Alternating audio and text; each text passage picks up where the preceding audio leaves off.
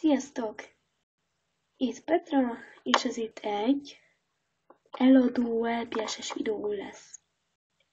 Ja, és gyorsan még vannak valamit, hogy bocsika, hogy Vakuval videózok, csak most hogy kb. 8 vagy nem tudom hány óra van, és Vaku is kéne. Na mindegy. Szóval akkor eladom a pár, egy doboznyi LPS-emet, és hogy mondom, hogy egy dobozban van. Bontatlan állapotban, és akkor mutatom is.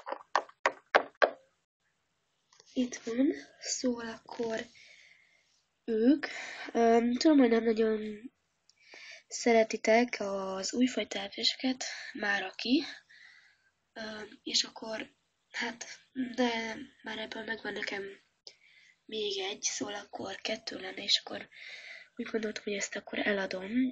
Benne van Princess Story Jameson, Delia Braisley, vagy nem tudom ki, Hisako Madsen, és Volma Ocsi vagy Oszi. Szóval akkor ők lennének azok, akit eladok. Mint láthatjátok, tényleg nincsen nem is volt felbontva. Ezt úgy kb. Délelőtt kaptam. Igen, szóval akkor ők. Az áruk kiegészítő nélkül lényegtelen lenne, de kiegészítő ár 5000. Vagy aki akar kicsikét vonni belőle, 4500, de a legjobban 5000-nél maradnék, mert szeretem ezeket az LP-seket, és úgy nagyon előre gyereknapra kaptam volna, és rosszat választottak. A meglepetés lett volna, és akkor rosszat választottak a szüleim, és jó. Na mindegy. Szóval akkor ezeket adnám el, hogyan mondtam. És akkor nagyon sokan fogtok erre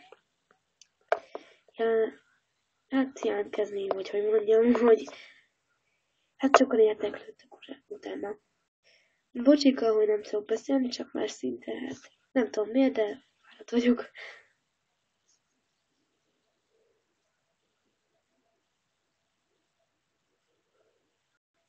Szóval akkor a szállítás utánvételen lenne, hogy aki nem tudná, hogy elküldöm az LPS-eket, és akkor a postás elküldik nekem a pénzt. Értitek? Nos, köszönöm, hogy néztétek ezt a videót. Sziasztok!